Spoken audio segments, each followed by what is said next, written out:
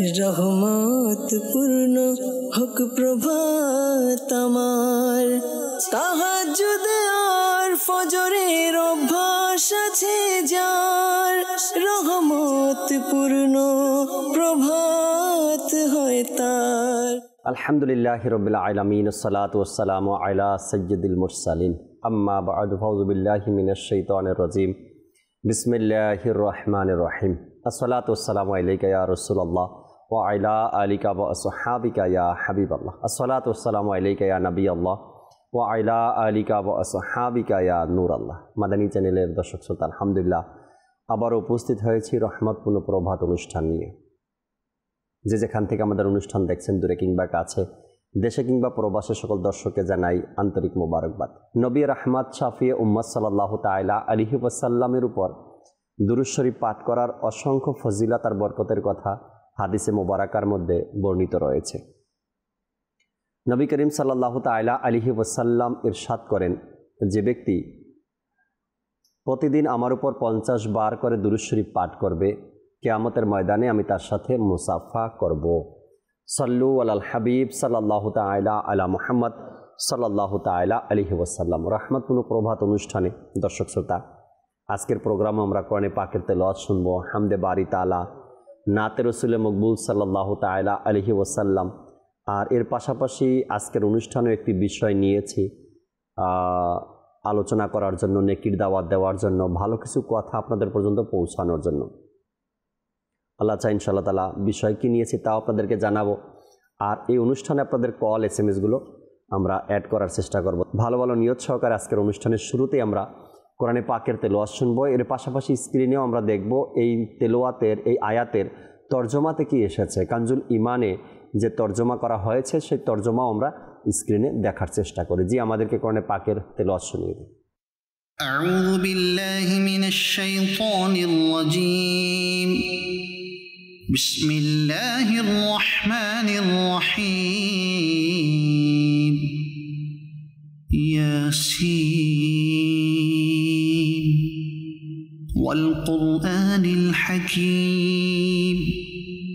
ইন্নাকা লামিনাল মুরসালিন আলা সিরাতিন মুস্তাকিম।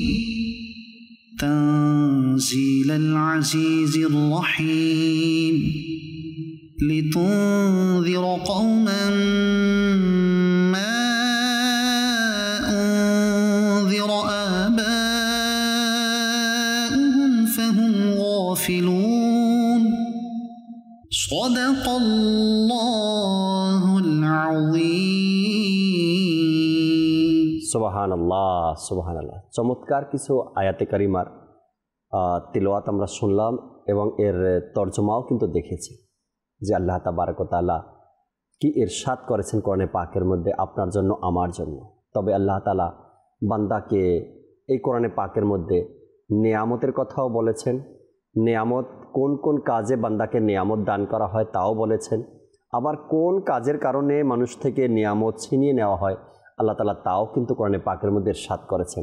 কোন কাজটা করলে আপনি আমি জান্নাত পাবো তাও কোরআনে পাকের মধ্যে বলা হয়েছে। কোন কাজ করলে জাহান্নামে যেতে হবে তাও আল্লাহ তাআলা কোরআনে পাকের মধ্যে ঘোষণা করেছেন। কোন কাজগুলোর মাধ্যমে আপনি আমি মুমিন বান্দা হতে পারবো আল্লাহ তাআলা তাও ঘোষণা করেছেন। আর কোন কথা, কোন কাজ বললে বা করলে আপনি আমি অর্থাৎ মুনাফিক হয়ে যায় মানুষ, তাও কিন্তু আল্লাহ তাবারক ওয়া তাআলা কোরআনে পাকের মধ্যে ইরশাদ করেছেন। কোন কথার কারণে ঈমান চলে যায় আল্লাহ তাআলা তাও ইরশাদ করেছেন। এজন্য কোরআন সঠিকভাবে পড়া এবং কোরআনের অর্থগুলো বোঝা, সেই মোতাবেক আমল করা। যেহেতু কোরআনের মধ্যে মুমিনের কথা আলোচনা হয়েছে এবং একটি সূরাও হয়তো বা মোতালিব মাদানী ভাই, সূরাতুল মুমিনুন, না? জি, উভয় সূরাই কোরআনে পাকের মধ্যে রয়েছে। এই মুমিন সম্পর্কে অনেক আলোচনা কোরআনে পাকের মধ্যে এসেছে, মুমিন এবং মুমিনুন। তো যারা সফল ব্যক্তি, আর এই সূরা মুমিনদের আলোচনা করতে কোরআনে পাকের মধ্যে, যখন কোরআনে পাকের মধ্যে এই আলোচনা হয় মুমিনদেরকে নিয়ে, তো সেখানে সফল ব্যক্তি হলেন মুমিনরা। মুমিনদের সফল ব্যক্তি এটাও বলা হয়েছে। আজকে এক চমৎকার বিষয় নিয়েছি আমরা আলোচনা করার জন্য। এই সম্পর্কিতই যদি আপনাদেরকে বলি তবে হয়তো আপনাদেরও আগ্রহ বাড়বে যে আজকের প্রোগ্রামটা শেষ পর্যন্ত দেখি কি আছে আজকের টপিকের মধ্যে, কি আছে আজকের বিষয়ের মধ্যে। আজকের যে বিষয় নিয়েছি আমরা, অটলতা সাফল্যের চাবিকাঠি। অটল স্থায়িত্ব, এটা বলা হয়েছে সফলতা বা সাফল্যের চাবিকাঠি বলা হয়েছে। মানুষ যদি অটল থাকতে পারে কোনো কাজের মধ্যে, সে যেই হোক না কেন, তবে সে সফলতা একদিন না একদিন অর্জন করবে। আর এই অটলতা বলা হয়েছে সফলতার চাবিকাঠি। যদি আপনি সফলতা অর্জন করতে চান তবে আপনাকে অটল থাকতে হবে, আর যদি আপনি অটল থাকতে পারেন তবে আপনি সফল হতে পারবেন। কেমন চমৎকার একটি কথা না? কত চমৎকার, কত সুন্দর একটি কথা। যদি আপনি অটল থাকতে পারেন তবে আপনি সফল হবেন, যদি আপনি সফল হতে চান তবে আপনাকে অটল থাকতে হবে।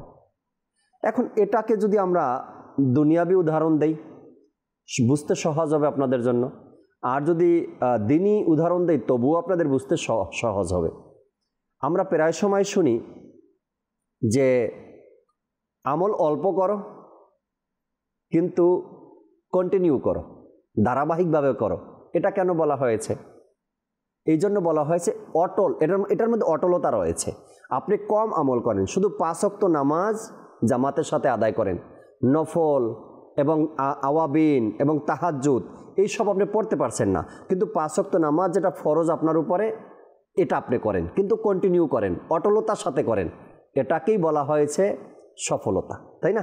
এটাকেই বলা হয়েছে সফলতা, যখন আপনি অল্প আমল করবেন কিন্তু ধারাবাহিকভাবে করবেন, অটল থেকে করবেন, এটাকে বলা হয়েছে সফলতা।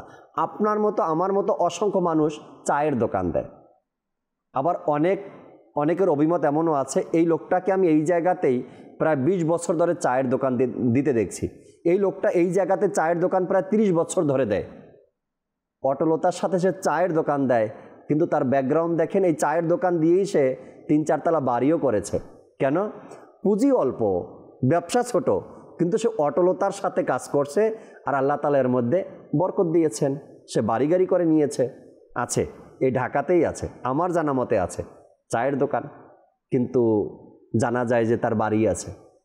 অল্প পুঁজি, অল্প ইনকাম, অল্প, কিন্তু অটলতার সাথে, ধারাবাহিকতার সাথে, ইস্তেকামাতের সাথে সেটাকে ধরে রাখছে। দুনিয়ার ব্যাপারেও এটা এবং দিনের ব্যাপারেও এটা। আল্লাহ চাই ইনশাআল্লাহ তাআলা চমৎকার কিছু কথা আজকে আপনাদের জন্য আছে। যদি ধারাবাহিকভাবে অনুষ্ঠানের শেষ পর্যন্ত দেখি আমরা, তবে অনেক কিছু জানতে পারবো, অনেক কিছু শিখতে পারবো। অধৈর্য হয়ে যায় যারা, কোনো কাজে স্থায়িত্ব পাই না, অটল থাকতে পারি না, ওই সকল লোকদের জন্য, ওই সকল ভাইদের জন্য আজকে অনেক পরামর্শ কোরআন হাদিস থেকেও এবং আপনার ব্যক্তি জীবন থেকেও, অর্থাৎ একটা হয় না ব্যক্তিগত অভিজ্ঞতা থেকেও অনেক কিছু আজকে শেয়ার করার আছে। আল্লাহ চাই ইনশাআল্লাহ তাআলা মোতালিব মাদানী ভাই আমাদের সাথে আছেন, ফজলে রাব্বি ভাইও আমাদের সাথে আসবেন একটু পরে আল্লাহ চাই।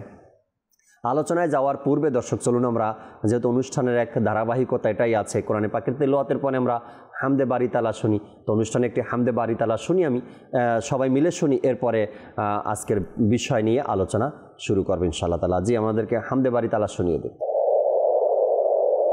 মৌলা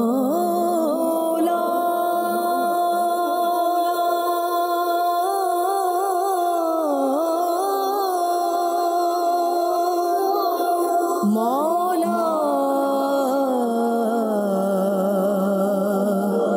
মৌলা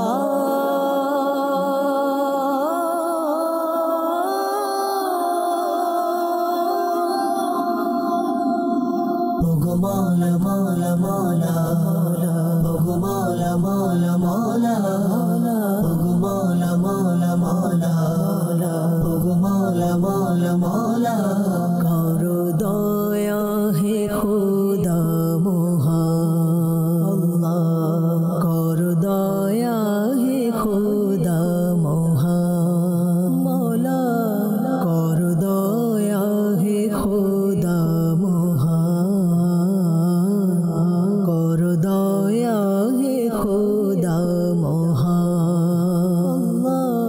তুলেছি দু হাতে সুমহান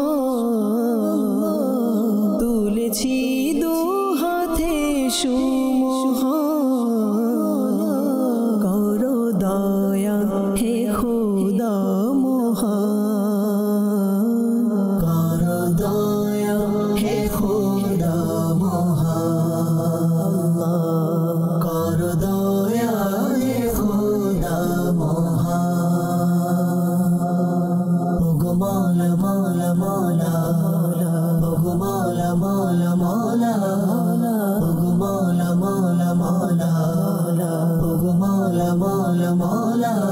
এই জমিন আর এই আসমান তোমার অধীনে খোদা মহান এই জমিন আর এই আসমান মওলা তোমার অধীনে খোদা মহান সবার প্রতি তুমি মেহেরবান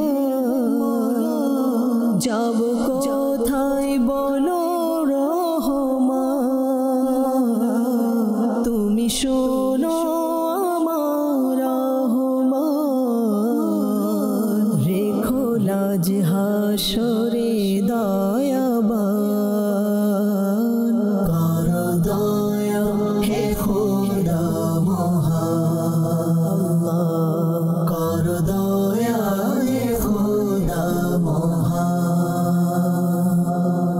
ওগো মওলা মওলা মওলা ওগো মওলা মওলা মওলা ওগো মওলা মওলা মওলা ওগো মওলা মওলা মওলা অতি মহান তোমার শান মওলা করে সবাই তোমার গুণগান মওলা অতি মহান তোমার শান মান মওলা করে সবাই তোমার গুণগান মওলা তুমি স্রষ্টা আমাদের ইমান তোমার উপমানে রহমান তোমার কাছে আমার আহ্বান করো গুনাহ ক্ষমা দয়াবান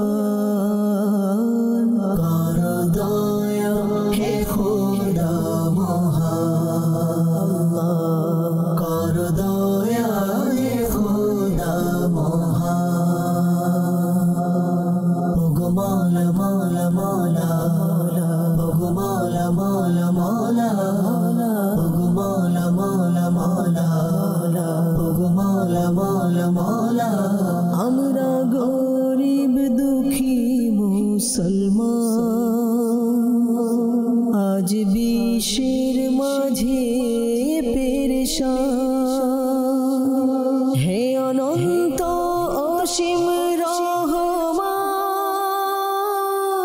শোনো আমাদের আহ্বান শোনো আমাদের আহ্বান আমরা গরিব দুঃখী মুসলমান মওলা আজ বিশ্বের মাঝে পেরেশান মওলা হে অনন্ত অসীম রহমান শোনো আমাদের আহ্বান দাও না শক্তি এমন শক্তিমান যেন গাই ইসলামের জয়গান কর দয়া হে খোদা মহান কর দয়া হে খোদা মহান তুলেছি দু হাতে সুমহান তুলেছি দু হাতে সুমহান করো দয়া হে খোদা মহান করো দয়া হে খোদা মহান করো দয়া হে খোদা মহান ওগো মওলা মওলা মওলা ওগো মওলা মওলা মওলা ওগো মওলা মওলা মওলা ওগো মওলা মওলা মওলা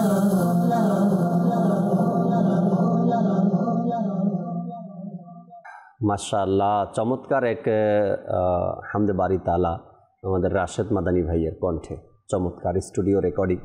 আল্লাহ তাবারক ওয়া তাআলা কবুল করে নিক, বরকত দিক। আপনারা যদি শুনতে চান, নাত প্রোডাকশন নামে একটি ইউটিউব চ্যানেল আছে আমাদের। শুধু এটার মধ্যে নাত পাবলিশ করা হয়, যেগুলো রেকর্ডিং হয়। তো আপনি চাইলে এখান থেকে ওই কালামগুলো, নাতগুলো শুনতে পারবেন। দর্শক, আজকের যে বিষয় আমরা নিয়েছি আলোচনা করার জন্য, অটলতা সাফল্যের চাবিকাঠি। হয়তো এই কথাটা অনেক ভারী একটা কথা। এটা ওই সকল ব্যক্তিরাই বুঝবে যারা সফলতা অর্জন করার জন্য বছরের পর বছর পরিশ্রম করে গেছে। তারা বুঝবে যে অটলতা কী জিনিস এবং এর ফলাফল কেমন হয়ে থাকে। কারণ হলো, আমার দেশের মধ্যে অসংখ্য মানুষকে আপনারা এমনও চিনেন যারা দিনমজুর ছিল, একটা সময় দিনমজুর ছিল, এখন তার কোম্পানিতে হাজার হাজার মানুষ কাজ করে। কিভাবে সম্ভব? সে যেই কাজটা করা শুরু করেছিল ওটা অটলতার সাথে করছে। আমি এখানে ওই টপিকগুলো আনছি না যারা 2 নম্বরই করে, ধোঁকা দিয়ে আত্মসাৎ করে বড়লোক হয়েছে, আমি তাদের কথা বলি না। সৎ পন্থায় অল্প কিছুর মধ্যে অটল থেকে যে ভালো কিছু অর্জন করছে, আমি ওই সকল মহান ব্যক্তিদের কথা বলছি। আমি ওই 2 নম্বর ব্যক্তিদের কথা বলবো না বা বলিও না, যারা 2 নম্বরই করে, আত্মসাৎ করে, মানুষকে ঠকিয়ে এরপরে নিজেকে একটা, সে বলছে যে আমি প্রতিষ্ঠিত হয়েছি, ওই সকল ব্যক্তির কথা বলছি না। যদি 2 নম্বরই থাকে আর সেখানে সফলতা খুঁজে, সেটা তো ধোঁকা। নামেই সফলতা, কিন্তু সেখানে ধোঁকা। কোরআন হাদিস কি বলে? মুমিন ব্যক্তিরা সফল কাম। আর সে সফলতা অর্জন করার জন্য হালাল পন্থায় উপার্জন করা, মানুষকে ধোঁকা না দেওয়া, কষ্ট না দেওয়া, আত্মসাৎ না করা, এ সকল বিষয় সবই আছে মুমিনদের আলামতের মধ্যে, মুমিনদের অভ্যাসে মোবারকার মধ্যে। তো ওই যারা মানুষকে ঠকায়, আত্মসাৎ করে, তারা এর মধ্যে আসবেও না, তাদের আলোচনাও করছি না। মোতালেব মাদানী ভাই আমাদের সাথে আছেন। অটলতা সাফল্যের চাবিকাঠি, এ নিয়ে যদি কিছু আলোচনা শুনতে চাই আপনার থেকে, কি বলবেন? والسلام على سيد المرسلين أما بعد فأعوذ بالله من الشيطان الرجيم بسم الله الرحمن الرحيم। এমন একটা বিষয় নিয়ে আলোচনা করছি। আসলে আমরা যারা আছি প্রত্যেকের মাঝে কিছু না কিছু অভ্যাস আছে, আর সেই অভ্যাসগুলোর মধ্যে আমরা অবিচল আছি। আপনি শুরুতে আলোচনা করেছেন যে আমরা কেউ না কেউ কোনো না কোনো চাকরিতে, কোনো না কোনো ব্যবসার মধ্যে সংসার পরিচালনা করার ক্ষেত্রে কোনো না একটা পেশাকে আমরা বেছে নিয়েছি এবং সেটার উপরে আমরা অটল আছি এবং সেটার মাধ্যমে কি করছি? আমরা আমাদের সংসার, আমরা আমাদের জীবন পরিচালনা করছি। এই অটলতা ও অবিচলতার ব্যাপারে তো কোরআনে পাকের মধ্যে আল্লাহ তাআলা ইরশাদ করেছেন যে বান্দা যেন অবিচল থাকে, অটল থাকে। সেগুলো নিয়ে আলোচনা করবো ইনশাআল্লাহ। শুরুতে আপনি যে বিষয়টা নিয়ে আলোচনা করেছিলেন, তখনই বলবো একটা ইন্টারেস্টিং ঘটনা আমাদেরকে শোনানো হয়েছিল ছাত্র জীবনে। আচ্ছা, যে অটল অবিচল কেমন হওয়া উচিত একটা উদাহরণ দিয়েছিলেন। যে উদাহরণ দিয়ে বলেছেন যে এক ব্যক্তি রাস্তার মোড়ে ভিক্ষা করে। আচ্ছা, সে ভিক্ষুক। তো এক ব্যক্তি এটা লক্ষ্য করছে, সে ভিক্ষা করছে প্রতিনিয়ত, কন্টিনিউ, মিস করছে না, এর উপর সে অটল অবিচল। তো ধনাঢ্য ব্যক্তি এসে বলল যে আমি চাচ্ছি তোমাকে কিছু টাকা দিব এবং সেই টাকা দিয়ে তুমি তোমার জীবন পরিচালনা করে ফেলতে পারবে। উদাহরণস্বরূপ 10 লাখ। তো আমি তোমাকে এই টাকাটা দিতে চাচ্ছি, এই টাকা দিয়ে তুমি কি করবে? তখন সে বলল যে আমি এই টাকা দিয়ে এমন একটা জায়গায় ইনভেস্ট করব ভিক্ষা করার জন্য যে তার অধীনে আরও ভিক্ষুক থাকবে এবং যেখানে সবচেয়ে মানুষের সমাগম বেশি, মানুষ বেশি থাকে, আমি এই টাকা খরচ করে সেই জায়গায় ভিক্ষা করার একটা রাস্তা তৈরি করব, প্লেস তৈরি করব। তো উদাহরণ দিয়ে বুঝিয়েছেন যে অবিচল হতে হলে এই ভিক্ষুকের মতো হও, অটলতা যদি চাও তো এই ভিক্ষুকের মতো হও। সে যে তার পেশা আছে সেটাকে এমনভাবে আঁকড়ে ধরে নিয়েছে যে তাকে যদি টাকাও দেওয়া হয় সে তারপরে সে তার পেশার উপর অবিচল থাকবে, অটল থাকবে। তো আমাদেরকে বলা হয়েছিল যে যখন কোনো কিতাব অধ্যয়ন করবে এবং তুমি টার্গেট নিয়েছে যে আমি ওই রকম আলিম হব, যে ভালো যে আলিমের উদাহরণ যে দেওয়া হয় সেই ধরনের কোনো একজন আলিম হব, তো এই ভিক্ষুক থেকে তোমার শিক্ষা নেওয়া উচিত যে আসলে প্রকৃতপক্ষে চেষ্টাটা কীরকম হওয়া উচিত। আমার আলেম হওয়া উচিত, তো আমাকে হতেই হবে। সেটা আমার জন্য রাত দিন এক করে দিলেও আমাকে আলিম হতে হবে। তো শিক্ষা নেওয়ার এবং পৃথিবীতে এরকম বাস্তব ঘটনা অসংখ্য আছে। কালকে একটি ঘটনা পড়ছিলাম যে বাংলাদেশের একজন উচ্চ পদস্থ কর্মকর্তা সে লেখাপড়াটা কিভাবে করেছে। তো বলে যে সে লেখাপড়া করার জন্য তার কাছে তো তেমন কোনো টাকা পয়সা ছিল না, লেখাপড়াটা চালিয়ে যাওয়ার জন্য সে বাজারে গিয়ে চাঁদা তুলতো, প্রত্যেকের কাছ থেকে টাকা নিত যে আমাকে টাকা দিয়ে সাহায্য করুন।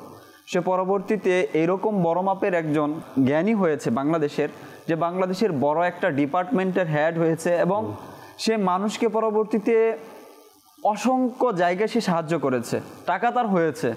তো বলে যে আমি সেই সাহস করতে পারি না, যারা আমাকে ছাত্র জীবনে টাকা দিয়ে সাহায্য করেছে তাদের ঋণ আমি পরিশোধ করব, এটা আমার পরিশোধ করার সাহসই আমি নিয়ে আসতে পারি না। আল্লাহ আল্লাহ আল্লাহ।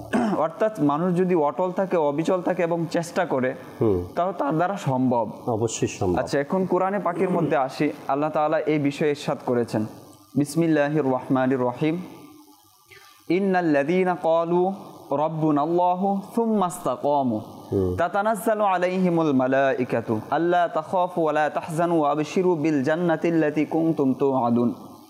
আল্লাহ তাআলা বলেন, নিশ্চয় ওই সকল ব্যক্তি যারা বলে রব্বুনাল্লাহ, আমাদের রব হচ্ছে আল্লাহ আল্লাহ, অতঃপর সুম্মা ইসতাকামু, এর উপর অটল থাকে, অবিচল থাকে, একবার বিশ্বাস করে নিয়েছে আমাদের রব আল্লাহ তাআলা আমাদের রিজিক দিচ্ছেন, আল্লাহ তাআলা আমাকে লালন পালন করেছেন, আল্লাহ তাআলা আমাদের সকল কিছু সব কিছুর মালিক আল্লাহ তাআলা, স্বীকার করে নিয়েছে এবং মৃত্যু পর্যন্ত এর উপরই অটল ছিল, অবিচল ছিল।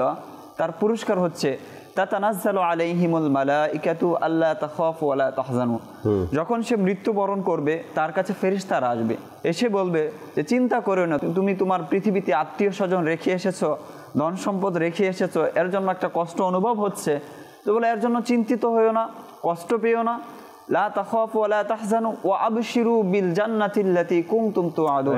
তো তাদেরকে সুসংবাদ দেওয়া হবে, সুসংবাদ দেবে ফেরেশতারা যে তোমাদের জন্য সেই জান্নাতের সুসংবাদ যা তোমাদের সাথে প্রতিশ্রুতি করা হয়েছে, আল্লাহ তাআলা দিবেন তোমাদেরকে বলেছেন। রাইট। তো কথা কি একটাই, যে আল্লাহ তাআলাকে স্বীকার করে নেওয়ার পর এর উপর অটল থাকা, অবিচল থাকা, যেটা আমরা সাহাবায়ে কেরামের মধ্যে পাই। সুবহানাল্লাহ। বেলাল রাদিয়াল্লাহু তাআলা আনহু, যে তিনি যখন একবার স্বীকার করে নিয়েছিলেন যে আল্লাহ তাআলা হচ্ছে আমার রব, আল্লাহ তাআলা আমার সৃষ্টিকর্তা, যখন এই স্বীকার করার পর তার উপর কত অত্যাচার করা হয়েছে, কত নিপীড়ন চালা হয়েছে, মরুভূমির, আপনি আরবে গিয়েছেন, হজ উমরা করার জন্য গিয়েছেন, সেখানকার আবহাওয়া সম্পর্কে আপনার ধারণা আছে যে মানুষ দুপুরবেলা বের হতে চায় না কেউ, সেই তপ্ত রৌদ্রের মাঝে তাকে শুইয়ে দেওয়া হতো, বিভিন্ন ধরনের শাস্তি। তারপরে তিনি বলতেন আহাদুন আহাদুন, আল্লাহ এক, আমি এই যে অবিচল অটলতা থেকে কখন আমি ফিরে আসবো না।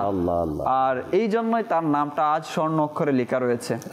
অনুরূপভাবে আব্দুল্লাহ ইবনে হুযাফা রাদিয়াল্লাহু তাআলা আনহুর জীবনীটা যদি দেখি, তিনি যুদ্ধের মধ্যে বন্দী হন রোম সাম্রাজ্যে, রোম সম্রাটের নিকট। তখন তার ব্যাপারে বলা হয় যে আব্দুল্লাহ ইবনে হুযাফা তিনি অত্যন্ত সাহসী একজন মানুষ, বীর মানুষ, তাকে যদি কোনোভাবে আমাদের দলে নিয়ে আসা হয় আমাদের দল ভারী হয়ে যাবে।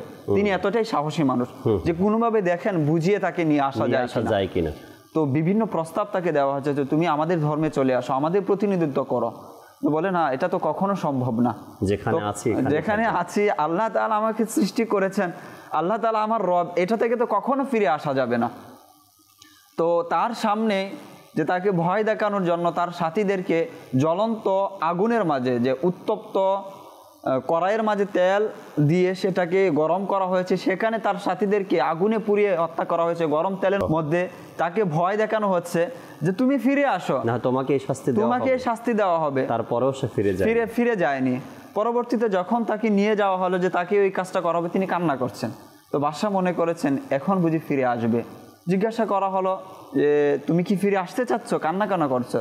বলে যে আমি তো কান্না এই জন্য করছি না যে তুমি আমাকে হত্যা করবে, শহীদ করে ফেলবে, আমি কান্না এই জন্যই করছি আল্লাহ তাআলা কেন আমাকে একটা প্রাণ দিলেন, রূহ কেন আমাকে একটা দিলেন, একবারই কেন পৃথিবীতে আসলাম। আমাকে যদি রূহ 100টা দিতেন আর আমি 100 বার আল্লাহ তাআলার রাস্তায় জিহাদ করে এভাবে আমি শহীদ হতাম আর মর্যাদা লাভ করতাম, এই জন্য আমি কান্না করছি। যখন তার অটলতা অবিচলতা দেখলেন যে সাহাবায়ে কেরামের অটলতা অবিচলতা হচ্ছে এই মাপের, তখন বাদশাহ মুগ্ধ হয়ে বললেন যে তুমি আমার কপালে একটা চুমু দাও, এর বিনিময়ে তোমাকে তো আমি মুক্তি দিবই, তোমার সাথে আরো যে মানে শর্ত লাগিয়ে দে, তোমার সাথে আমি আরো 40 জন বা এরকম ভাবে বর্ণনায় এসেছে তাদেরকে আমি তোমার সাথে মুক্ত করে দিব। পরবর্তীতে যখন উমর ফারুক রাদিয়াল্লাহু তাআলা আনহুর কাছে এলেন তো বললেন এরকম ঘটনা, তখন উমর ফারুক রাদিয়াল্লাহু তাআলা আনহু তাকে কপালে চুম্বন দিলেন অথবা তিনি উমর ফারুক রাদিয়াল্লাহু তাআলা আনহুর কপালে চুম্বন করলেন। অর্থাৎ সাহাবায়ে কেরামের অটলতা অবিচলতা, প্রত্যেক সাহাবায়ে কেরাম হচ্ছে এক একজন অটলতার অবিচলতার একটা সমুদ্র ছিলেন। আমরা যদি সাহাবায়ে কেরামের মুহাজির যারা ছিলেন তাদের জীবনী যদি দেখি, আল্লাহু আকবার, তারা নিজের সবকিছু ছেড়ে আল্লাহ তাআলার এক আদেশে সবকিছু ছেড়ে তারা হিজরত করে চলে গিয়েছেন মদিনা। সেখানে ধন সম্পদ কি, সেখানে আত্মীয় স্বজন কি, সেখানে বেড়ে ওঠার মাতৃভূমির প্রতি ভালোবাসা কি, কোনো কিছুর তোয়াক্কা তারা করেননি। এই জন্য তাদেরকে আল্লাহ তাআলা তো মর্যাদাও দিয়েছেন যে যারা মক্কা বিজয়ের পূর্বে হিজরত করে ঈমান আনয়ন করেছে, যারা আল্লাহ তাআলার জন্য এই সকল কুরবানি দিয়েছে, বলে পরবর্তীতে মক্কা বিজয়ের পরে যারা এই কাজগুলো করেছে, হিজরত করেছে, জিহাদে অংশগ্রহণ করেছে, যে তারা কখনো এই সকল সাহাবায়ে কেরামের মর্যাদায় উপনীত হতে পারবেন। তারাও সাহাবী বলেন যে আল্লাহ তাআলা পার্থক্য করে দিয়েছেন, যারা এই ত্যাগ, এই তিতিক্ষা, এই অটলতা অবিচলতা দেখিয়েছে, সেই সকল সাহাবীরাও তাদের মর্যাদায় উপনীত, সাহাবীরাও ওই সাহাবীর মর্যাদায় পৌঁছাতে পারবে না, কেন তাদের এমন এমন আত্মত্যাগ। আল্লাহ তাআলা কোরআনে পাকের মধ্যে ইরশাদ করেছেন যে ফাস্তাকিম কামা উমিরতা, সূরা হুদের মাঝে আল্লাহ তাআলা ইরশাদ করেছেন, যখন আল্লাহ পাক এই আয়াত নাজিল করলেন তো হুজুর সাল্লাল্লাহু আলাইহি ওয়াসাল্লাম বলেন যে হুদ এবং হুদের মতো অন্যান্য যে সূরা আছে, অর্থাৎ এই আয়াতের উপর ভিত্তি করে বলছেন হুদ এবং হুদের মতো অন্যান্য যে সূরাগুলো আছে এগুলো আমাকে বার্ধক্য করে দিয়েছে। অর্থাৎ অটলতা অবিচলতা এরকম গুরুত্বপূর্ণ বিষয়। ফাস্তাকিম কামা উমিরতা, যে আপনি ইস্তেকামত থাকুন, যে আপনাকে হুকুম দেওয়া হয়েছে, আদেশ করা হয়েছে। সুবহানাল্লাহ। এটার গুরুত্ব, এটার মাহাত্ম্য এরকম পর্যায়ে। অটলতা যদি আমরা দেখতে চাই তবে দর্শককে বলবো যে অটলতা একটু অনুভব করি আমরা একজন হাফিজের দিকে তাকাই, হাফিজে কোরআন যারা আছে তাদের দিকে তাকাই, তাদের অটলতা কেমন। কারো জীবনী দেখেন 8 বছর, 5 বছর, 7 বছর, ভাগ্যগুণে কেউ 1 বছরে হাফেজ হয়ে যায়। হাফেজদের দিকে তাকান, তাদের অটলতা কেমন। একজন আলিমের দিকে তাকান, জীবনের 25টা বছর মাদ্রাসায় লেখাপড়া করে আলিম হয়, কেউ এর চেয়েও বেশি, যে যত ডিগ্রি অর্জন করতে চায়, অটলতা কেমন দেখুন। একজন হাফিজে কোরআনের সাথে আমার পরিচয়, ভালো সম্পর্ক বলতে পারি, তার জীবনে সে 40-42 বছর তো শুধু খতম তারাবি পড়িয়েছেন। কেমন অটলতা, না একটা আয়াত ভুলে গেছেন, না কখনো তারাবি পড়ানো ছেড়ে দিয়েছেন। 40-42 বছর তার জীবনে বয়সও, দাড়ি শরীফ এখন তার লাল হয়ে গেছে, অর্থাৎ সাদা হওয়ার পরে যখন তিনি মেহেন্দি লাগিয়েছেন, কালার করেছেন তো লাল হয়ে গেছে, এত বয়স হয়ে গেছে। এই বয়সে এসে 40-42 বছর ধরে শুধু তারাবি পড়া, মানে অটলতা। এই বিষয়টা আসলে আরেকজন হাফেজ বলতে পারবে, জি, যে 40-42 বছর কোরআনের খতমে কোরআন করা তারাবির মাঝে, এটা যে আসলে কত বড় অটলতা, কত বড় অবিচলতা, আল্লাহ তাআলার অনেক বড় দয়া, অনেক বড় দয়া। আমি তো অনেককে দেখেছি যারা বার্ধক্যে এসে এটা ছেড়ে দিয়েছেন। অর্থাৎ বার্ধক্য বলা যাবে না, অর্থাৎ 8-10 বছর, 15 বছর, কেউ 20 বছর পর্যন্ত পড়িয়েছে, এরপর পড়ানো ছেড়ে দিয়েছে, অতঃপর দেখা যাচ্ছে যে হেফজ ছুটে যাচ্ছে, যে বলে যে আসলে শক্তি নাই, সামর্থ্য নাই, বা এটার কারণে আমি করতে পারছি না, পড়তে পারছি না। পরবর্তীতে তার মাঝে সেটাও হারিয়ে যাচ্ছে যে নিয়ামত তাকে আল্লাহ তাআলা দিয়েছিল। যদি এমন হয় তবে যে সকল বুজুর্গ হাফিজ রয়েছেন তারাও তো খতম পড়াচ্ছেন। অনেক সময় এই সকল লোকদেরকে, যাদের দাড়ি সাদা হয়ে গেছে, ওই সাদা দাড়িওয়ালা হাফিজ যারা অটলতার সাথে এখনও আছে, এই ধরনের হাফিজকে মানুষ খুঁজে সম্মানের সাথে। জি জি, তিনি কিছুদিন আগে বললেন যে তার 30 বছর হয়ে গেছে তারাবি পড়াতে। হাসান সাহেব, জি, উনি হাফিজ, উনি হাফিজ সাহেব বলেন 30 বছর হয়ে গেছে আমার তারাবি পড়াতে। আচ্ছা, ওনার পিছে যারা তারাবি পড়েন তারা বলেন যে উনার ছাড়া আমাদেরকে আর তারাবি পড়তে ভালো লাগে না, অন্য জায়গায়। মানে তিনি এত থেমে থেমে পড়েন, তো তিনি বলেন যে আমি আগামী বছর আরো থেমে থেমে পড়বো। আল্লাহ আল্লাহ, এটার উপরে অটলতা, জি, মানে ভালোভাবে তেলাওয়াত করার মধ্যেও অটলতা রয়েছে। যদি আমরা অটলতা দেখতে চাই, একজন হাফিজকে দেখি। অটলতা কাকে বলে যদি খুঁজতে চাই, একজন আলিমকে দেখি। অটলতা কাকে বলে প্রবাসীদেরকে দেখি। কত উদাহরণ চাইবেন, বলছি না আজকে অনেক কথা আছে অটল আর সফলতা নিয়ে। একজন প্রবাসীকে দেখেন, কারো জীবন 30 বছর হয়ে গেছে প্রবাসে, কেউ 25 বছর, কেউ 20 বছর প্রবাসে। ওটা যে কত কষ্টের একটা জীবন, যারা যায় তারা জানে, যারা গেছে তারা বুঝে যে প্রবাসে বসবাস করা, থাকাটা কত কষ্টের। অটলতা তাদের, কেউ দুনিয়া কামানোর জন্য অটলতা অর্জন করছে, কেউ আখেরাত কামানোর জন্য অটলতা অর্জন করছে। আপনি যেই দৃষ্টিকোণ থেকে দেখেন না কেন, আপনাকে অটলতা অর্জন করতে হবে আগে, যেই কাজটাই আপনি হাতে নেন না কেন। ফজলুর রাব্বি ভাই আছে কিছু কথা শুনেই আমরা নাতে রাসূল মকবুল সাল্লাল্লাহু আলাইহি সাল্লাম শুনবো ইনশাআল্লাহ। জি, বিসমিল্লাহির রহমানির রহিম। জি জাকির ভাই, আপনি বললেন যে দুনিয়া এবং আখিরাত দুইটার জন্যই অটলতা প্রয়োজন। কিন্তু একজন মুসলমান হিসাবে আমাদের উচিত যাতে আমরা আখিরাতকে বেশি প্রাধান্য দেই, গুরুত্ব দেই। কারণ দুনিয়াতে আপনি সফল হয়ে গেলেন, কিন্তু তারপর তো মৃত্যু অবধারিত। মৃত্যু আসবে, আপনার দুনিয়ার সফলতা শেষ। জি, এখন আপনি আখিরাতের জন্য কি করলেন, এটা হলো ইম্পর্টেন্ট। এই জন্যই আল্লাহ পাক কোরআনে বলেছেন যে কুল্লু নফসিন যায়কাতুল মাউত, প্রত্যেক জীব মৃত্যুর স্বাদ গ্রহণ করবে। জি, ওয়া ইন্নামা তুওয়াফফুনা উজুরাকুম ইয়াউমাল কিয়ামাহ, আর কিয়ামতের দিনই তোমাদের সকলের যে কর্মফল সেটা পূর্ণ মাত্রায় দেয়া হবে। ফামান যুহজিহা আনিন নারি ওয়া উদখিলাল জান্নাতা ফাকাদ ফাজ, যাকে আগুন থেকে দূরে রাখা হবে আর জান্নাতে প্রবেশ করানো হবে, সেই সফল কাম হবে। সুবহানাল্লাহ। অর্থাৎ দুনিয়াতে আপনি সফল হয়ে গেলেন, কিন্তু এটা কিন্তু প্রকৃত সফলতা না। বললেন যে যদি জাহান্নাম থেকে দূরে রাখা হলো বা জাহান্নাম থেকে বের করে দেয়া হলো আর জান্নাতে প্রবেশ করিয়ে দেয়া হলো, এটাই হচ্ছে আসল সফলতা। কিন্তু দেখা যাচ্ছে জাকির ভাই, আমরা আসল সফলতার দিকে যাচ্ছি না। মানে আমরা একজন মুসলমানদের ঘরে জন্ম নিয়েছি, কিন্তু আমাদের জীবনের উদ্দেশ্যই আজ পর্যন্ত আমরা হাসিল করতে পারলাম না যে এই জীবনের উদ্দেশ্যটা কি, আমরা কেন আসছি দুনিয়াতে। দেখেন, আপনি সফল তখনই হতে পারবেন যখন আপনার একটা গন্তব্য থাকবে, যে আমি এই গন্তব্য পর্যন্ত পৌঁছাবো। আপনার যদি কোনো উদ্দেশ্যই না থাকে, আপনার যদি কোনো গন্তব্যই না থাকে, তাহলে আপনি যাবেন কোথায়, আর আপনি অটল থাকবেন কিভাবে? আজকে দেখা যাচ্ছে আমাদের সমাজে মানুষ অটল আছে, কিন্তু কিছু খারাপ কাজের মধ্যে, মানে কিছু খারাপ কাজের অভ্যাস তাদের হয়ে গেছে, অভ্যাস যেটা আছে ওটার মধ্যেই অটল রয়েছে। কিন্তু অটলতা দরকার হচ্ছে ভালো কাজের মধ্যে। আপনি ভালো কাজের মধ্যে যত অটল থাকবেন, তত তাড়াতাড়ি সফল হতে পারবেন, দুনিয়াতেও এবং আখিরাতে। তো যেভাবে আব্দুল মুত্তালিব ভাই সাহাবা ইকরামের ঘটনা শোনালেন, আমিও ইনশাআল্লাহ একজন সাহাবীর ঘটনাই শোনাবো। যেহেতু সাহাবা ইকরামদের ঘটনা শুনলে এবং আউলিয়া ইকরামদের ঘটনা শুনলে, অটলতা শুনলে আমাদের ইচ্ছাটা আরো বেড়ে যায়। আর যেহেতু উনাদের ঘটনাই এমন, উনারা এমনই ব্যক্তিত্ব যে উনাদের মানে উনারা যে রাস্তায় চলেছেন বা উনারা যে আমল করেছেন, সেটা করলে আল্লাহ তাআলা এমনি বরকত দিয়ে দেন। ঠিক আছে, এটাই করতে বলা হয়েছে না আমাদেরকে। জি, নবী করিম সাল্লাল্লাহু আলাইহি ওয়াসাল্লাম তো এটাই বলেছেন যে আমার সাহাবাদেরকে ফলো করো। তো আমিরুল মুমিনিন হযরত ওমর বিন খাত্তাব রাদিয়াল্লাহু আনহু এর দৃষ্টি একদিন হযরতে হাব্বাব রাদিয়াল্লাহু তাআলা আনহু এর পিঠের উপর পড়ল। আচ্ছা, তো তিনি দেখলেন যে পুরো পিঠে সাদা সাদা দাগ আছে, চিহ্ন আছে। তো উমর রাদিয়াল্লাহু আনহু জিজ্ঞেস করলেন, হে হাব্বাব, তোমার পিঠে এই চিহ্ন কেমন? আচ্ছা, কিসের চিহ্ন? তো তিনি রাদিয়াল্লাহু আনহু বললেন যে, হে আমিরুল মুমিনিন, আপনি কি এই ক্ষত সম্পর্কে জানেন না? এটা তখনকার কথা যখন আপনি তরবারি নিয়ে নবী করিম সাল্লাল্লাহু আলাইহি ওয়াসাল্লামকে শহীদ করতে চাচ্ছিলেন, মানে তখন আপনি ঈমান আনেননি।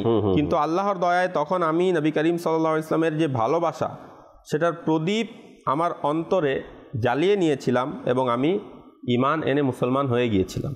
তখন যে অমুসলিমরা আগুনের কয়লার উপর আমাকে শোয়াই দিত, আগুনের কয়লার উপর আমাকে শোয়াই দিত, আর আমার পিঠ থেকে এতই চর্বি বের হতো যে কয়লা নিভে যেত, জ্বলন্ত কয়লা নিভে যেত, আর আমি বেহোশ হয়ে যেতাম।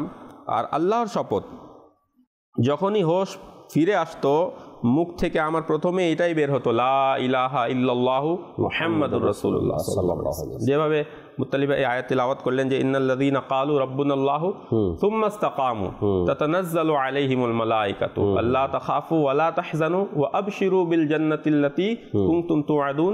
যে যারা আল্লাহ তাআলাকে রব মেনে নিয়েছে, যারা বলেছে আল্লাহ তাআলা আমার রব, এর দ্বারা উদ্দেশ্য হচ্ছে ইসলামের সকল আকীদা যারা মেনে নিয়েছে। মানে আল্লাহকে রব মানা মানে কি? ইসলামের যত আকীদা আছে সব কিছুকে মেনে নেওয়া।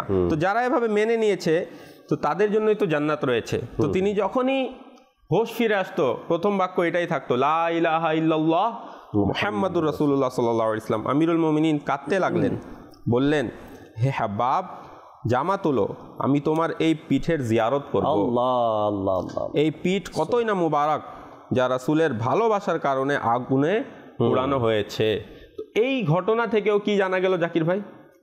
আজ দেখেন এমন যুগ তো নেই আজ যে আমাদেরকে শাস্তি দেওয়া হচ্ছে বা আমাদেরকে বন্দি করে রাখা হচ্ছে, তারপরেও দেখেন আমরা ইসলামের মধ্যে কি মানে বলতে গেলে অটল নেই। আমরা নামে মুসলমান কিন্তু কাজে মুসলমান না, মানে নাম মুসলমানের কিন্তু কাজ দেখলে মুসলমানদের মতো না।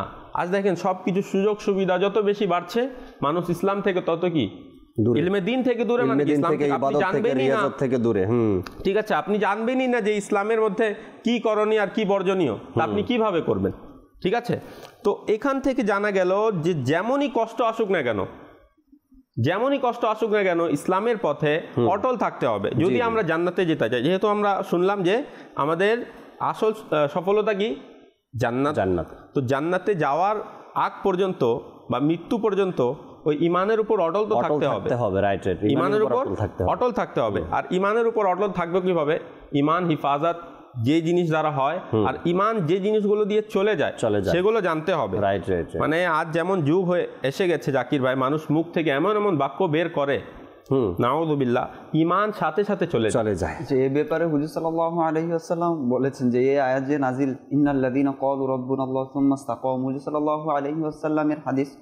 আনাস বিন মালিক রাদিয়াল্লাহু তাআলা আনহু তিনি বলেন যে হুজুর সাল্লাল্লাহু আলাইহি ওয়াসাল্লাম এই আয়াত পাঠ করলেন, পাঠ করার পর বললেন যে এই কাজটি অর্থাৎ আল্লাহ তাআলা রব, এটা অনেকেই মেনে নিয়েছিল, অনেক জাতি, পরবর্তীতে আবার সেটা তারা অস্বীকার করেছে। সুম্মা ইসতাকামুর উপর তারা ছিল না, অটলতার মধ্যে ছিল না, অবিচল তারা ছিল না।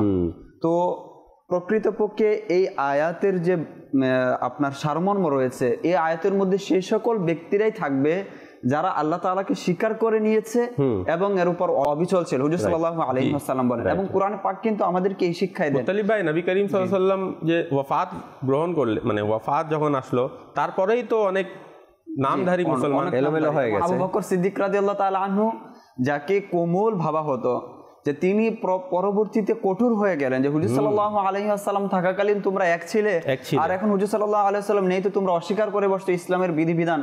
তখন তিনি জিহাদের ঘোষণা দিলেন এবং তিনি এতটাই, তখন ওর অবস্থা এতটাই খারাপ হয়ে গেছিল যে তিনি বলেন, আমি এই যুদ্ধ অভিযান আমি পরিচালনা করব, যদিও আমাকে জঙ্গলের সিংহ এসে, বাঘ এসে আমাকে নিয়ে চলে যায়, আমাকে শেষ করে দেয়, তারপর আমি হুজুর সাল্লাল্লাহু আলাইহি ওয়াসাল্লামের দ্বীনকে আগের জায়গায় ফিরে আনার জন্য যা আমার করা দরকার আমি সেটাই করব, তাই করব। কোরআনে পাকের মধ্যে আল্লাহ তাআলা বলেছেন না, ওয়ালা তামুতুন্না ইল্লা ওয়া আনতুম মুসলিমুন, যে তোমরা মুসলমান না হয়ে মৃত্যুবরণ করো না। যে আমরা তো ঈমান নিয়ে এসেছি, আল্লাহ পাককে স্বীকার করে নিয়েছি, তো আল্লাহ তাআলা আমাদেরকে এটাও বলে দিয়েছেন যে মৃত্যুটা যেন মুসলমান হয়ে হয়। এবং নবী আম্বিয়া কেরাম কিন্তু তাদের সন্তানদেরকে এই আদর্শ, এই ওসিয়তি করে গিয়েছেন যে তোমরা, তারা কিন্তু নবীদের সন্তান, তারা নবীদেরকে মেনে নিয়েছে এবং নবীদের সংস্পর্শ লাভ করেছে, তারপরও বিশেষভাবে এই ওসিয়ত করে গিয়েছেন যে তোমরা মুসলমান না হয়ে মৃত্যুবরণ করো। অটলতা, অবিচলতার শিক্ষা কিন্তু মুসলমানদের উপরে, ঈমানের উপরে নিজের সন্তানদেরকে এই ওসিয়ত করেছেন, তোমরা মুসলমান না হয়ে মৃত্যুবরণ করবে। তার মানে এটা বোঝা গেল উভয় মুবাল্লিগের আলোচনা থেকে এবং আয়াতে কারিমা থেকে, দর্শক শ্রোতা, যে অটলতা, ঈমান এবং মুসলমানিত্ব বজায় রাখার জন্য যে অটলতা কোরআন ও হাদিস বলেছে, ঈমানকে আঁকড়ে ধরার জন্য যেই কাজগুলো করতে বলা হয়েছে, যে তুমি তোমার ঈমান যদি ধরে রাখতে চাও, হিফাজত করতে চাও, এই কাজগুলো করতে হবে, ওই কাজগুলো আমাদের করতে হবে। যেই কাজের কারণে ঈমান নষ্ট হয়ে যাওয়ার সম্ভাবনা, ঈমান চলে যাওয়ার সম্ভাবনা, এই কাজগুলো থেকে আমাদেরকে বেঁচে থাকতে হবে। এই ব্যাপারে আমাদের অটলতা 100% রাখতেই হবে, যে আমার অটলতা এর মধ্যে থাকতেই হবে। প্রকৃত সফলতা এখানে এইদিকেই বেশি। যখন ঈমান নিয়ে যেতে পারবো, তো আল্লাহ তাবারক ওয়া তাআলা যখন ঈমানদার হিসাবে আমাকে কবুল করবেন, আমার যখন জান্নাতের ঘোষণা আসবে, তখনই আমি সফলতা অর্জন করলাম, যখন আমি ঈমান নিয়ে যেতে পারবো। আপনার যদি আমরা স্বাভাবিক উদাহরণ দেখি, আমাদের বাসায় আমরা যখন ঘুমাই, তো ঘুমানোর আগে আমরা কি করি, দরজা লাগিয়ে দিই। এই কাজের ক্ষেত্রে আমরা কিন্তু কেউ কৃপণতা করি না এবং কেউ অলসতাও করি না। এই কাজের করার ক্ষেত্রে যে আমরা অটল, এই যে অবিচল, কেন আমাদের ঘরের যে সম্পদ রয়েছে, আমার ঘরের যে সামান রয়েছে সেটা যেন হিফাজত থাকে। অনুরূপভাবে আমার ভিতরে যে ইমানের যে সম্পদ রয়েছে সেটার হিফাজত করার ক্ষেত্রে আমাদেরকে অটল হতে হবে, অবিচল হতে হবে। এই সম্পদ যেন কোনোভাবে হাতছাড়া না হয়। খাইতে যেভাবে অটল আছি সেভাবে খাওয়া তো একটা নর্মাল বিষয়। অটল তো আছি, আমরা অটল আছি, কিন্তু খাবার তো একটা নর্মাল বিষয়। কিতাবের মধ্যে এটা বলা হয়েছে না, মানুষ যদি ইমানের মিষ্টতা বুঝতো বা ইমান কত বড় দৌলত সম্পদ, এটা যদি মানুষ বুঝতো, তবে দুনিয়া একদিকে চলে যাক, আমার ইমান যেন হিফাজত থাকে এটার জন্য আগে চিন্তা করতো। আজকে মোবাইল হিফাজতের জন্য গলার মধ্যে কি ফিতা লাগায় না, বেল পরে মোবাইলের সাথে এবং মোবাইলের সাথে, এরপরে মোবাইল হিফাজতে রাখে। আচ্ছা, টাকা রাখার জন্য আলাদা ব্যাগ রাখে এবং সেটাকে আবার নিজের জেবের মধ্যে রাখে হিফাজতের জন্য। ঘর হিফাজতের জন্য তালা মারে, ঘর থেকে বাইরে থেকে যেদিক থেকে সুবিধা ওদিক থেকে তালা মারে, কেননা হিফাজতের জন্য। যদি মানুষ জানতো ইমানের মিষ্টতা কী এবং ইমানের দাম কত, তবে পৃথিবীর সব চলে গেলেও ইমান যেন হিফাজত থাকে এ ব্যাপারে মানুষ চিন্তা করতো আর ফিকির করতো। আমাদের মধ্যে হয়তো তা ইমান হিফাজত থাকবে, সেই অটলতার বা সেই ব্যাপারে আমাদের চিন্তাভাবনাই কম, আর এ কারণে হিফাজতের চিন্তাও আমাদের কম আজকাল। একজন আল্লাহর ওলি বললেন, যদি কোনো ব্যক্তি ইমানের হিফাজতের চিন্তা করে, অটলতার চিন্তা করে ইমানের উপরে, যে ইমান যেন আমার ইস্তেকামাত থাকে, অটল থাকে, যদি এটা চিন্তা করতো, তবে দৈনিক 1000 বার তওবা করতো, 1000 বার তওবা করতো, যেন আমার ইমান হিফাজত থাকে, আমার ইমান যেন সালামত থাকে। তো এই অটলতা সাফল্যের চাবিকাঠি, এটা মানে পৃথিবীর শুরু থেকেই আজও পর্যন্ত মানুষ, বিজ্ঞ লোকেরা এটাই আমাদেরকে প্রশিক্ষণ দিচ্ছে যে অটলতা এটা হাতছাড়া করা যাবে না। দর্শকের কলগুলো শুনবে একটু পরে, আগে একটি কালাম শুনবো ইনশাআল্লাহ তাআলা। নাতে রাসূল মকবুল সাল্লাল্লাহু আলাইহি সাল্লাম অনুষ্ঠানে অ্যাড করি, এরপরে দর্শকের কলগুলো শুনবো, কল শুনে আবারও আলোচনায় ফিরবো। জি, আমাদেরকে একটি কালাম শুনিয়ে দেন। তুমি মোর প্রাণ, তুমি মোর জান, ওগো প্রিয় নবী, তবু তোরে কুরবানে প্রাণ, ও গো প্রিয় নবী, তুমি মোর প্রাণ, তুমি মোর জান, ও গো প্রিয় নবী, তবু তোরে কুরবানে প্রাণ, ও গো প্রিয় নবী, করো মোর সব আশা পূরণ, ও গো প্রিয় নবী, করো মোর সব আশা পূরণ, ও গো প্রিয় নবী, দারিদ্রতা থেকে করো ত্রাণ, ও গো প্রিয় নবী, তুমি মোর প্রাণ, তুমি মোর জান, ও গো প্রিয় নবী, তবু তোরে কুরবানে প্রাণ, ও গো প্রিয় নবী, দিয়েছো নবী তুমি গরিব দুঃখীর ডাকে সারা,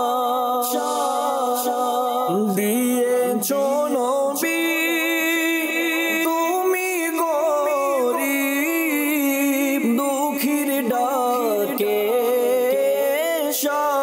সারা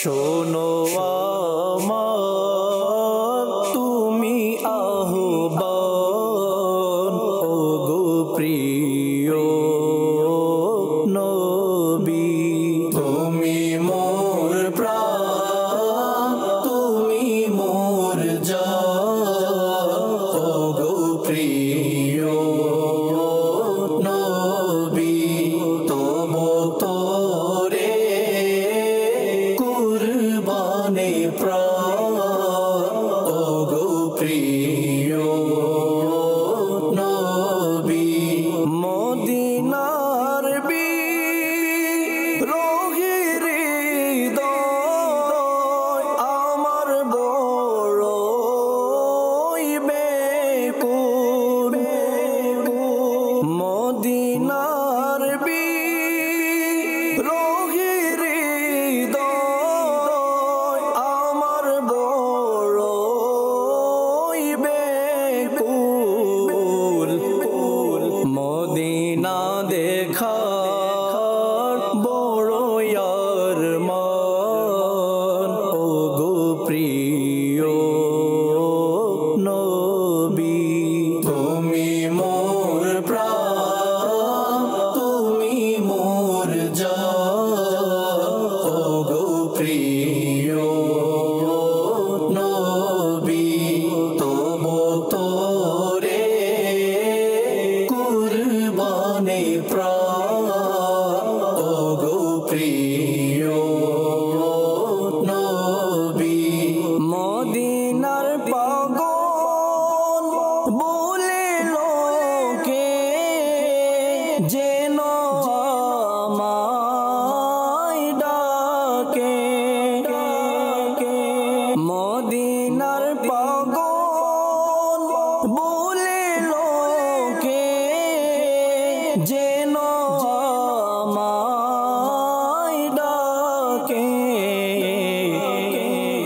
এ নামে রয়েছে কত শান ওগো প্রিয় নবী তুমি মোর প্রাণ তুমি মোর জান ওগো প্রিয় নবী তবু তোরে কুরবানে প্রাণ ওগো প্রিয় নবী মদিনায় ডেকে করো ভাগ সুপ্রসন্ন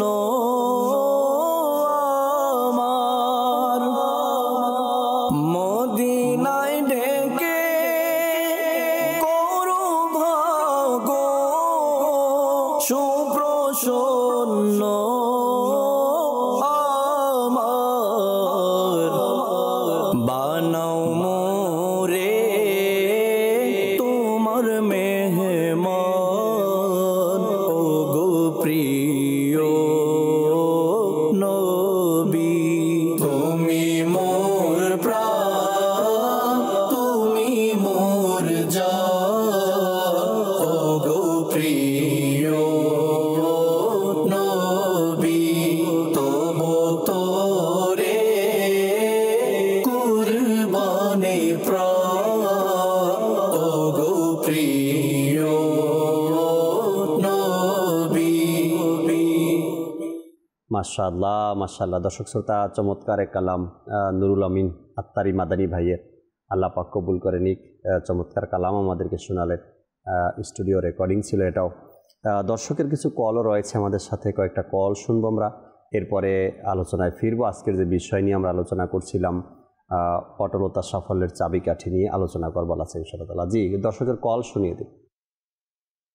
মোহাম্মদ মামুনুর রশিদ, আমি আপনাদের এই চ্যানেলে একজন নিয়মিত দর্শক। মহান আল্লাহ তাআলা এমন এক চ্যানেল আপনাদের মাধ্যমে চালু করে দিয়েছে যেখানে শুধু আল্লাহ আল্লাহ রাসূলের সুন্নাত সাজিয়ে তোলেন, যেটা আমাদের হৃদয়কে স্পর্শ করে, সুন্নাতের প্রতি মানুষকে ভাবিত করে। দোয়া করি এটা যেন কিয়ামত পর্যন্ত আল্লাহ রাব্বুল আলামিন জারি রাখে।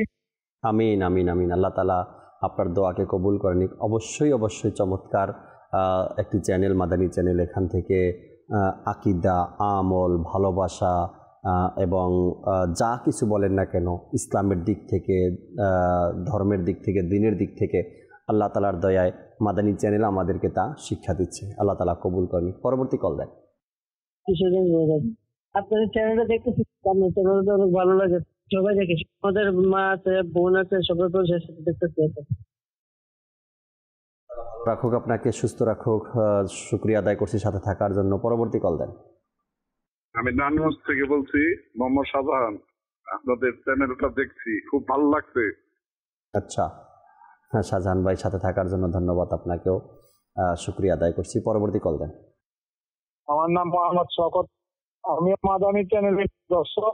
আমি আমার ফ্যামিলি সবাই মাদানী চ্যানেলকে ধন্যবাদ দিই, আর এটা দেখে আমরা অনেক পরিবর্তন হয়ে গেছি, আর আমরা দোয়া করি মাদানী চ্যানেল বিজয়ী হোক। মাশাআল্লাহ, অনেক পরিবর্তন আপনার হয়েছে। পাশাপাশি নেকির দাওয়াত দেওয়ারও অনুরোধ থাকবে আপনাকে। আত্মীয় স্বজন, বন্ধুবান্ধব যারা আছে তাদেরকে নেকির দাওয়াত দিবেন যেন মাদানী চ্যানেল দেখে। যেভাবে আপনাদের মধ্যে পরিবর্তন, আপনার ঘরের মানুষের পরিবর্তন, আপনার আশেপাশে যারা আছে, আত্মীয় স্বজন যারা আছে, তাদেরও পরিবর্তন হওয়া দরকার। তবে তাদেরকে দাওয়াত দিতে হবে মাদানী চ্যানেল দেখার জন্য। আল্লাহ তাআলার দয়ায় বাংলাদেশের বিভিন্ন অঞ্চলে, বিভিন্ন জেলাতে মাদানী চ্যানেল দেখছে, পরিবারের সহ সবাই পরিবর্তনে চলে আসছে, পরিবর্তন হচ্ছে, নামাজ পড়া শুরু করছে, পর্দা করা শুরু করছে, এমন অভিমত অনেক রয়েছে। আমরা একে অপরকে নেকির দাওয়াত দিই মাদানী চ্যানেল দেখার জন্য। আল্লাহ চাই ইনশাআল্লাহ তাআলা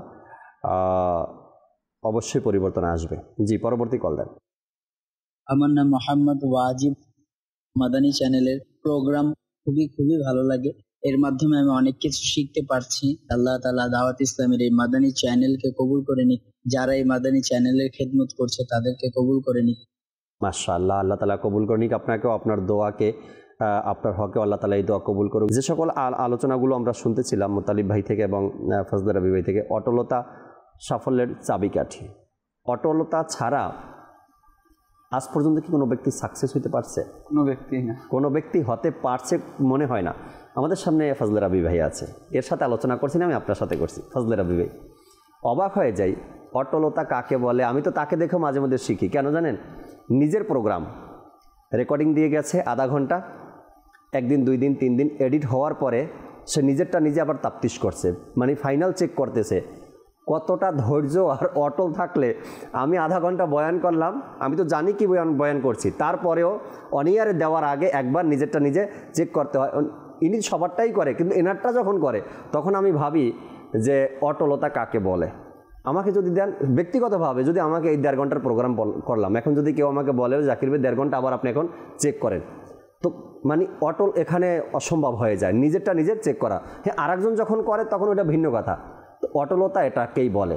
যখন আপনি অটলতা কি জিনিস, এটা স্বাদ, মিষ্টতা বুঝতে পারবেন, তবে সাকসেসও হতে পারবেন। আজও পর্যন্ত অটলতা ছাড়া কোনো ব্যক্তি সাকসেস হতে পারেনি আমার জানা মতে, বা আমি যতটুকু দেখেছি অটলতা ছাড়া কেউ সাকসেস হতে পারেনি। এখন দেখেন, একটা রিক্সা ড্রাইভারের উদাহরণ দেই, এরপর আপনার কাছে আসবেন ইনশাআল্লাহ তাআলা। সায়দাবাদ থেকে গুলিস্তান যাবে কোনো ব্যক্তি, এখন বর্তমান সময় বৈশাখ মাস চলে বাংলাদেশে, তাই না?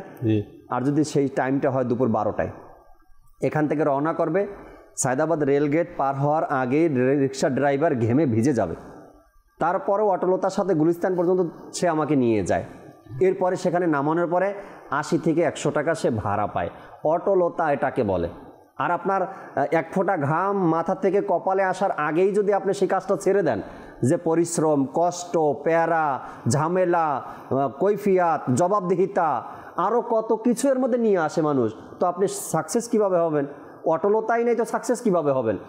মানুষ অফিস করে না, চাকরি করে, জব করে, অফিস করে, যদি অফিসের পক্ষ থেকে একদিন কিছু জিজ্ঞাসাবাদ করা হয় যে এই কাজটা কেন করছেন, এই কাজটা কেন হলো, এই লসটা কেন হলো, এই জায়গাটা কেন নিছেন, এই কাজটা কেন করালেন, জবাবদিহিতা করলেই তখন মনে করে কি জব একটা প্যারার জিনিস, এটা করা যাবে না, এত জবাবদিহিতা ভালো না, ভালো লাগে না, এটা নেওয়ার মতো না। মানে আপনি বুঝতেছি না, অটলতাই নাই যখন আপনার মধ্যে, তো আপনি সাকসেস কিভাবে হবেন? এটা কখনো সম্ভব নয়।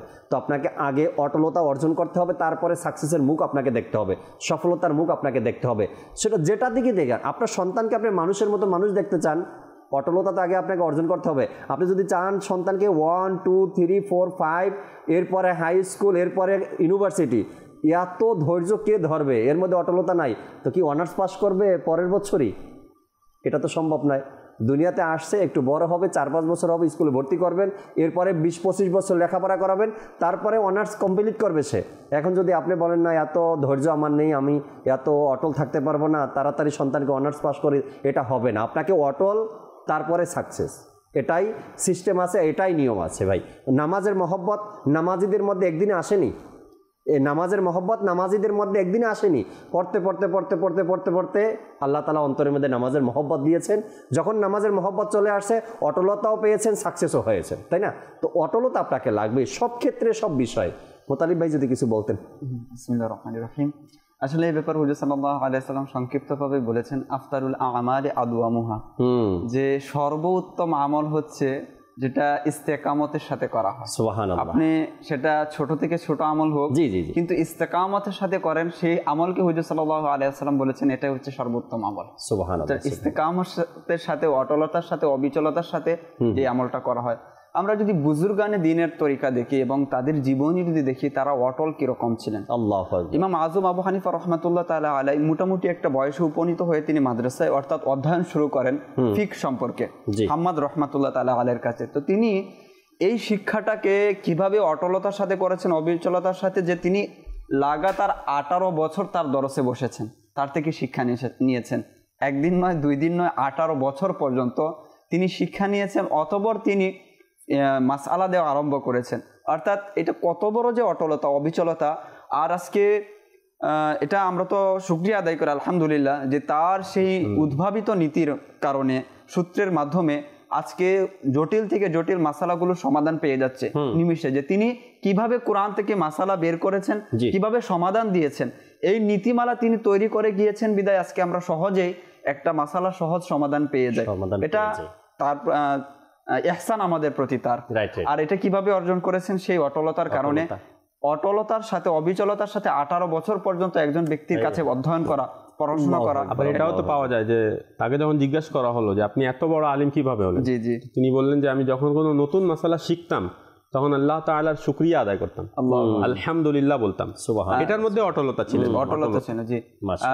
জিজ্ঞাসা করা হলো যে আপনি তো ব্যবসায়ী, ছোটবেলা থেকেই তিনি ব্যবসায়ী বলতে গেলে, আর ব্যবসার পরিধিও ছিল অনেক বড়, অনেক বড়। তার ছাত্ররা পরবর্তীতে জিজ্ঞাসা করলো, হুজুর আপনি তো ব্যবসায়ী মানুষ, তো এই ইলমে দ্বীন কিভাবে অর্জন করলেন বা অর্জন করেছেন কিভাবে, এই মাকামে আপনি কিভাবে পৌঁছেছেন? তো তিনি বলেন যে দিনের বেলায় তো আমি দেখা গিয়েছে ব্যবসার কাজে আমি ব্যস্ত থাকতাম, বিভিন্ন ব্যবসায়িক বিষয় দেখতে হতো, কিন্তু রাতের বেলায় আমার রূহ ইলমের ব্যবসা করে। আল্লাহু আকবার। যে রাতের বেলায় সেই ক্ষেত্রে যে তার জীবনের মধ্যে পাওয়া যায়, একটা হচ্ছে ইবাদতের বিষয়টা, সেই ক্ষেত্রে অটলতা কিরকম ছিল, যে যখন তিনি ওফাত গ্রহণ করলেন, চলে গেলেন, তো পাশের বাড়ির এক ব্যক্তি জিজ্ঞাসা করলো যে তার সন্তান তার বাবাকে জিজ্ঞাসা করলো যে প্রতিদিন ছাদে তো দেখতাম যে একটা পিলার ছিল, আজকে তো সেই পিলারটা নেই। তো তখন বলো এটা পিলার ছিল না, এটা কোনো কিছু ছিল না, এটা মূলত হচ্ছে ইমাম আজম আবু হানিফা রাহমাতুল্লাহ তাআলা আলাইহি সে রাত জেগে যে ইবাদত করতো দাঁড়িয়ে দাঁড়িয়ে, সেই ব্যক্তিকে তুমি মূলত দেখতে। যে এটা হচ্ছে ইবাদতের ক্ষেত্রে অটলতা, অবিচলতা তার মাঝে এরকম ছিল। আর এই কারণে আজকে পুরো বিশ্বের মুসলমান যারা রয়েছে, বিশেষ করে হানাফি যারা রয়েছে, কত 180 কোটি বলা হয়, তার মধ্যে অধিকাংশ মুসলমানই তার ফিককে অনুসরণ করছে এই অটলতার কারণে, অবিচলতার কারণে। আমরা যদি অনুরূপভাবে আব্দুল কাদের জিলানী রহমাতুল্লাহ তাআলা আলাইহি, বরপীর গাউসে পাক রহমাতুল্লাহ তাআলা আলাইহির জীবনী দেখি, তার জীবনের মধ্যে এই ইলমি দ্বীন অর্জন করার কিরকম অটলতা ছিল, অবিচলতা ছিল। সেই ছোট্ট বয়সে কিছু দিরহাম দিয়ে, দিনার দিয়ে মা পাঠিয়েছেন, সেখানে যাওয়ার পর শেষ পয়সা, টাকা পয়সা কিছু নেই। এখন তিনি অভুক্ত অবস্থায় ঘুরছেন ফিরছেন, খাবার নেই, কিন্তু লেখাপড়া তো ত্যাগ করেন, অটল ছিলেন, অবিচল ছিলেন। এবং অটল যে মানে গসে পাকের আম্মু বলে দিয়েছিলেন যে এখন কিয়ামতের দিনই দেখা হবে। আল্লাহু আকবার। মানে অটলতা ওখান থেকেই শিক্ষা দিচ্ছেন, কিয়ামতের দিনই দেখা হবে। তুমি যে বের হয়েছে ইলমি দ্বীন অর্জন করার মধ্যে থাকবে, আর পরবর্তীতে আমাদের মা ছেলের যে দেখা সাক্ষাৎ কখন হবে। আমাদের তো পড়াশোনা যারা করতে এসেছি, আমাদের ছুটি হয় 6 মাস, 1 বছর পর আমরা গিয়ে আবার মা বাবার সাথে দেখা করি, আত্মীয় স্বজন যারা আছে তাদের সাথে কথা বলি। তো কিন্তু গাউসে পাক রহমাতুল্লাহ তাআলা আলাইহিকে কি বলা হলো যে এই যে অটল, এই যে অবিচলতা, যে আমাদের পরবর্তীতে দেখা সে কিয়ামতের ময়দানেই হবে, সেখানেই দেখা। একজন আল্লাহর ওলির ব্যাপারে তার জীবনীতে আসছে মুতালিব মাদানী ভাই, যে তিনি আমল করতেছিলেন, মানে কন্টিনিউ যে আমল ধরেন ওই আমল কন্টিনিউ করেন, ইস্তেকামাতের সাথে অটলতার সাথে করেন। তার একজন ভক্ত, তার একজন মুরিদ ছিল, অনেক বড় আলিমে দিন। তো সে একদিন এসে বলতে লাগলেন, হুজুর মাশাআল্লাহ আপনার আমল দেখে আমরা প্রভাবিত হই, আপনার আমল দেখে আমরা উৎসাহিত হই যে আপনি অটলতার সাথে আমল করেন। একটা হুজুর সাল্লাল্লাহু আলাইহি সাল্লামের একটি সুন্নতে মোবারকা খুঁজে পেয়েছি আজকে হাদিসে পাকের মধ্যে, আমি আপনার সাথে সামনে বর্ণনা করি। দেখেন, আপনি যদি আমল শুরু করে দেন তো হয়তো আপনার দেখা থেকে হাজার হাজার আপনার ভক্তবৃন্দরাও আমল করবে। তো তিনি বললেন, কি আমল এটা? তো বললেন, কিতাব খুলে দেখালেন যে হুজুর সাল্লাল্লাহু আলাইহি সাল্লাম এই আমলটাও করতেন, তার জীবনে এই আমলটাও ছিল। তখন ওই বুজুর্গ উত্তর দিলেন যে আমি একটা আমল গত সপ্তাহে স্টার্ট করছি, আমার জীবনে নতুন। উদাহরণস্বরূপ যদি কেউ জীবনে তাহাজ্জুদ কন্টিনিউ না করে, তো মাত্র তিনি বলেন আমি গত সপ্তাহে আমার জীবনে একটা আমলকে কন্টিনিউ করার জন্য গত সপ্তাহে শুরু করছি, এইটার উপর ইস্তেকামাত পাওয়ার জন্য আমাকে কিছুদিন যেতে দেন, আমি এটাতে অভ্যস্ত হয়ে যাই। এরপরে আপনি যে সুন্নতের কথা বলছেন, যে আমলের কথা বলছেন, আমি এরপরে আমি শুরু করব, যেন আমার একটা আমল ধরতে গিয়ে আরেকটা আমল ছুটে না যায়। কিবলা শাইখে তরিকাত আমির আহলে সুন্নতের মধ্যে কেমন অভ্যাসে মোবারকা, আমির আহলে সুন্নাত দামাত বারকাতুহুল আলিয়ার কাছে সামনে যত আমলের কথা বলেন বা যত ইবাদতের কথাগুলো আসে কিতাবের মধ্যে, আমির আহলে সুন্নাত কিন্তু হুটহাট করে ধরে 3 দিন আমল করে ছেড়ে দেন না। আমির আহলে সুন্নাত যেটা জীবনে একবার ধরছেন, আমল করা শুরু করছেন, আল্লাহ তাআলার দয়া, দেখেন সাদা চাদর পরিধান করা। আজকে যদি দেখি আমরা, তবে সাদা চাদর এখন অ্যাভেলেবেল না, কিন্তু আমির আহলে সুন্নাত এখন পর্যন্ত কিন্তু সাদা চাদর আঁকড়েই ধরছেন, এখনও পড়তে আছে। এর ফজিলত আছে, অবশ্যই ফজিলত আছে, তিনিও এখনও পড়ছেন। তো বুজুর্গানে দিনের অটলতা, আমল, ইবাদত, আকিদা, ইমান এর উপরে যেমন শুরু করতেন তেমনি তারা অটলতা থাকতেন। সাইয়েদে আলা হযরত রাহমাতুল্লাহি তাআলা আলাইহি কেমন ছিল তার অটলতা, মানে জীবনে ১৫০০ কিতাব লেখা, এটা যেমন তেমন ব্যাপার, কত বড় অটলতার সাথে। আব্দুল হক মুহাদ্দিস দেহলভী রাহমাতুল্লাহ তাআলা আলাইহি তার জীবনের মধ্যেও যদি দেখি যে অটলতা ইলমি দ্বীন অর্জন করার ক্ষেত্রে, যে তিনি মুঘল সাম্রাজ্যের মধ্যে ভালো একটা অবস্থানে ছিলেন, তারপরে তিনি ইলমি দ্বীন অর্জনের জন্য চলে গেলেন মক্কা মদিনায়।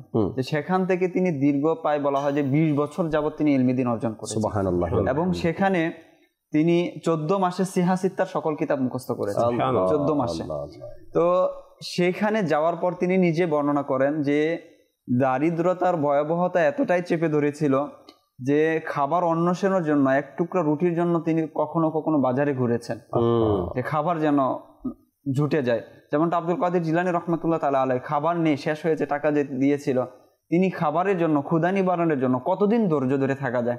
মানে ক্ষুধা তো একটা পর্যায়ে গিয়ে সেটা মানুষকে হার মানায়, আর খেতে তো হবে, কিন্তু সেই নিবারণটা করার জন্য জঙ্গলে গিয়ে তিনি গাছের মানে পাতা পর্যন্ত খেয়েছেন।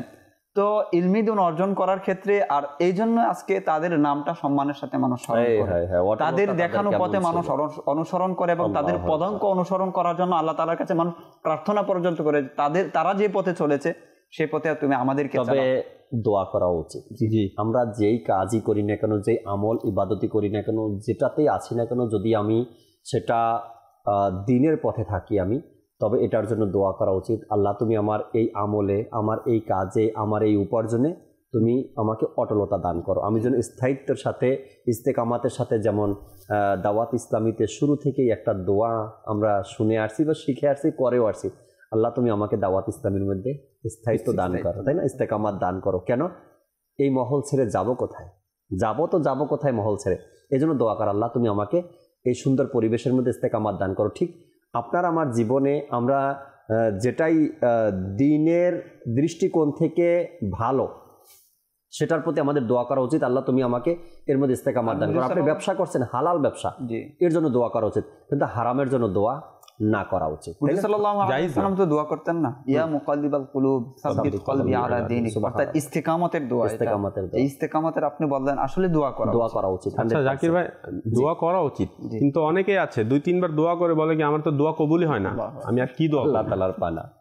অথচ আম্বিয়া ইকরামগণ এটা আম্বিয়া একরামগণের সুন্নাত। সকল নবী আল্লাহর কাছে দোয়া করেছেন। কোরআনে অনেক দোয়া পাওয়া যায় নবীগণের।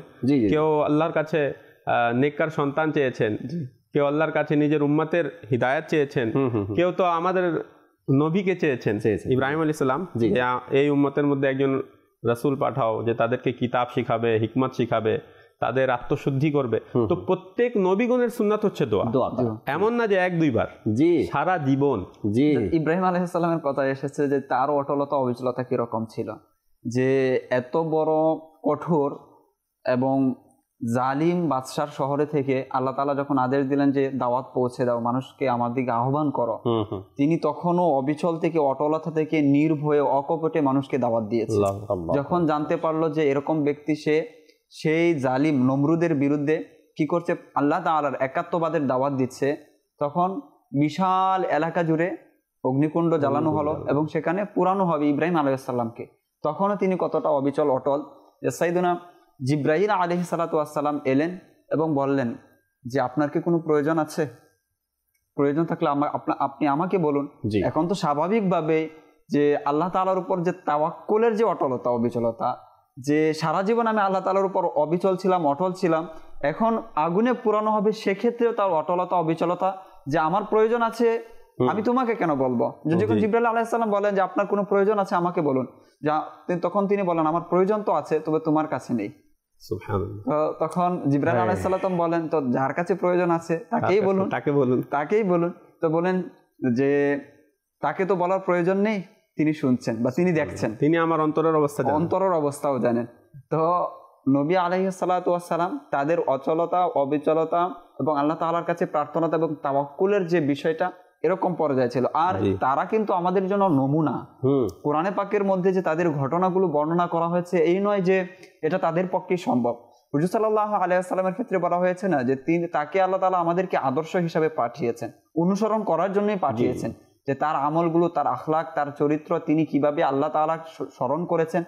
তিনি তো ক্ষমাপ্রাপ্ত এবং প্রত্যেক আম্বিয়া হচ্ছেন মাসুম, এটা তো হুজুর সাল্লাল্লাহু আলাইহি ওয়াসাল্লাম বলেছেন হাদিসের মধ্যে। কিন্তু তিনি তারপরও কিভাবে অটলতার সাথে অবিচলতার সাথে ইবাদত করেছেন, ইবাদত গুলো যদি দেখা বর্ণনার মধ্যে আসে যে পা পর্যন্ত ফুলে যেত। অটল ইবাদতের আল্লাহ তাআলার যে তিনি কি হবেন, শুকরগুজার বান্দা হবেন। আচ্ছা, হুজুর সাল্লাল্লাহু আলাইহি ওয়াসাল্লামের চেয়ে শুকরগুজার বান্দা কে আছে? আর কে আছে? তো তারপরে তিনি কি ছিলেন, ইবাদতের ক্ষেত্রে অটল ছিলেন, অবিচল ছিলেন, উম্মতকে শিক্ষা দিয়েছেন যে আল্লাহ তাআলার সামনে দণ্ডায়মান কিভাবে হতে হবে এবং কিভাবে হওয়া উচিত। জাকির ভাই, আরবিতে একটা প্রবাদ বাক্য আছে, আল ইস্তিকামাতু ফাওকাল কারামাত, মানে কারামাতের ঊর্ধ্বে ইস্তিকামাত। এই অটলতাকেই ইস্তিকামাত বলা হয়, এটা হচ্ছে কারামাতের ঊর্ধ্বে। আচ্ছা, এক আল্লাহর ওলির কাছে একজন গেল, কিছুদিন অতিবাহিত করার পরে সে চলে যাচ্ছে যে আপনার কাছে আর থাকবো না, বা আমি আপনার মুরিদ হব না, আর আপনার কাছে তো কোনো কারামাতই আমি দেখতে পাই নাই। তো তিনি বললেন যে কোনো শরীয়তের খেলাফ বা শরীয়ত বিরোধী কোনো কাজ দেখেছো? বলে না, সেটা তো দেখিনি। বলে এটাই তো ইস্তিকামাত, এটা হচ্ছে কারামাতের ঊর্ধ্বে। আর মানে আমি মনে করি যে কারামাত ও ইস্তিকামাতের কারণেই নসিব হয়। যেমন গসে পাক এত বড় আল্লাহর ওলি, তো তিনি 40 বছর পর্যন্ত ঈশার অজু দিয়ে ফজরের নামাজ আদায় করেছেন। এটা হচ্ছে ইস্তেকামাত। তখন না কারামাত নসিব হবে। আপনি 2 দিন করার পরে 3য় দিন যদি কারামাত চান তাহলে তো আপনি কারামাত পাবেন না। তো 40 বছর পর্যন্ত যে তিনি ইবাদত করতেন, তো তার কারণে আল্লাহ তাআলা কেমন মানে উনাকে মাকাম দান করেছেন। আর আমরা যতই বড় বড় নাম আমাদের ইতিহাসে দেখি, আপনার ইমামে আজম বলেন, ইমামে গজালি, হ্যাঁ, ইমাম শাফঈ, ইমাম মালিক, ইমাম আহমদ বিন হাম্বল, হুজুর খাজা গরিব নওয়াজ, হুজুর দাতা আলী হাজবেরি, হ্যাঁ, তারপরে বাবা ফরিদউদ্দিন গঞ্জশকর, আপনি যাকেই দেখবেন, যার জীবনী দেখবেন, সবার জীবনীতে একটা জিনিস পাবেনই, সেটা ছিল অটলতা। যা করতেন বা যা করেছেন কখনো ছাড়েননি। আরেকটা কথা জাকির ভাই, বুজুর্গানের দিনদের যে এই মানে ইবাদত, তাদের কিন্তু ছোটবেলা থেকে এটা, এমন না যে, হ্যাঁ অনেক আউলিয়া কেরাম এমন আছেন যারা বড় হওয়ার পরে তারা অন্য কিছুতে লেগেছিলেন, মন্দ কাজে, আল্লাহ তাআলা তৌফিক দিলেন তওবা করলেন, কিন্তু তওবা করার পরে আবার অটল ছিলেন। জি, তওবার উপর অটল ছিলেন। তওবা করার পরে আল্লাহ তাআলা তাদেরকে নিজের ওলি বানিয়ে নিয়েছেন। জি জি, কেন ওই যে তওবার উপর অটল ছিলেন। তো আজ আমাদেরকে, মানে আমাদের যাদের বাসার সন্তান আছে, ছোটবেলা থেকে তাদেরকে এমন কিছু অভ্যাস মানে তাদেরকে দিতে হবে, যে অভ্যাসগুলো মানে বলা হয়, আল্লাহ হযরত বলেছেন যে ছোটবেলার অভ্যাস সেটা কখনো যায় না। রাইট। এখন আপনি মন্দ অভ্যাস দিলে ওটাও কিন্তু সারা জীবন, আর যদি ভালো অভ্যাস দিতে পারেন তাহলে ভালো অভ্যাস থেকে যাবে। আসলে বুজুর্গানে দিন তাদের যে আসলে ত্যাগ, ইসলামের জন্য ত্যাগ তিতিক্ষা, খলকে কোরআন নিয়ে যে মাসালা, আহমদ ইবনে হাম্বল রাহমাতুল্লাহ তাআলা আলাইহির জীবনী, তাকে যে কি পরিমাণে অত্যাচার করা হয়েছিল, জুলুম করা হয়েছিল, মানে ওইটা যখন আপনি পড়বেন তো আপনার চোখ দিয়ে কান্না আসবে যে শুধু একটা কারণে, একটা মাসালার কারণে তার প্রতি এত অত্যাচার, এত জুলুম। আর তখনকার যুগের অনেক আলেম, তার যে সহপাঠী যারা ছিলেন, তার আপনার সহকর্মী যারা ছিলেন, আহমদ ইবনে হাম্বল রাহমাতুল্লাহ তাআলা অনেককে হত্যা করা হয়েছে একটা মাসালার কারণে। আর তার জামা খুলে ব্যক্তি লাগিয়ে দেওয়া হতো সিরিয়াল অনুযায়ী, যে একজনের পর একজন তোমরা তাকে আঘাত করবে একটা মাসালার জন্য। কিন্তু তিনি অবিচল ছিলেন, অটল ছিলেন যে আমি এই মাসালা থেকে কখনো ফিরে আসবো না। আর তিনি এদেরকে উদ্দেশ্য করে বলতেন যে বাইনানা ওয়াবাইনাকুম ইয়ামুল জানাইজ, যে তোমাদের এবং আমার সাথে পার্থক্য যে আমি যে হকের উপর আছে আমার জানাজার দিন তোমরা দেখিনি, যে আমি যে হকের উপর আছে আমার জানাজার দিন তোমরা এটা দেখবা। পরবর্তীতে তিনি যখন ওফাত গ্রহণ করেন, ইন্তিকাল করেন, তার জানাজায় এত পরিমাণে মানুষ হয়েছিল, তখন পৃথিবী দেখেছিল, এবং তার মাধ্যমে কিন্তু অসংখ্য মানুষ তার নিজের ইমানকে হেফাজত করতে পেরেছিল। যে এই মাসালার উপর অটল থাকা, অবিচলতা কিন্তু ইমানের সাথে ছিল, সম্পৃক্ত ছিল। এর কারণে অসংখ্য মানুষ তার কারণে ইমানকে হেফাজত করতে পেরেছে, যে একজন ব্যক্তির অচল থাকা, অবিচল থাকা অন্যান্য মানুষের জন্য ইমান হেফাজতের মাধ্যম হয়েছে। আর যদি আমরা অন্যান্য আউলিয়া কেরামদেরকেও দেখি, মানে বেশিরভাগ দেখতে পাই যে তাদের সবাইকে কিন্তু জেলখানায় আটকে রাখা হয়েছিল। ইমাম আজম আবু হানিফাকেও তাকে কাজী হওয়ার জন্য অফার করা হয়েছে, যে আপনি কাজী হবেন। এটা তো মানুষ নিতে চায় যে বাদশাহের দরবারে প্রধান কাজী হবে, বিচারক হবে, সুযোগ সুবিধার তো অভাব নেই।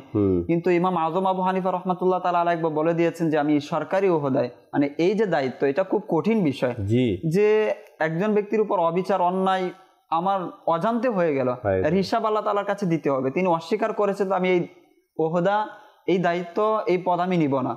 এর জন্য তাকে জেলে পর্যন্ত যেতে হয়েছে, এবং সেই জেলখানাতে তিনি কি করেছেন, ওফাত গ্রহণ করেছেন।